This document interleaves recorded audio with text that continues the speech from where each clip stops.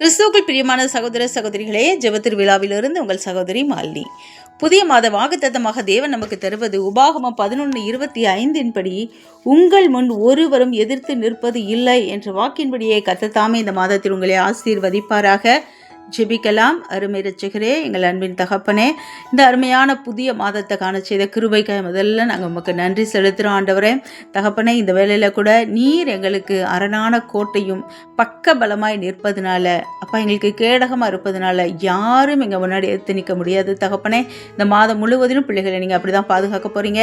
அப்பா எரிக்கோ கோட்டையாக இருக்கட்டும், செங்கடலாக இருக்கட்டும், கோலியாத்தாக இருக்கட்டும், தகப்பனை எப்படிப்பட்ட பிசாசின் தந்திரங்களாக இருக்கட்டும், எதுவும் எதிர்த்து நிற்க முடியாது படிக்கு நல்ல வாக்கையும் ஞானத்தையும் விசேஷித்த கிருபையும் ஒவ்வொருவருக்கும் கொடுத்து இந்த மாதம் முழுவதிலும் கண்ணின் மணி போல நீங்க பாதுகாத்து நடத்த போறீங்க.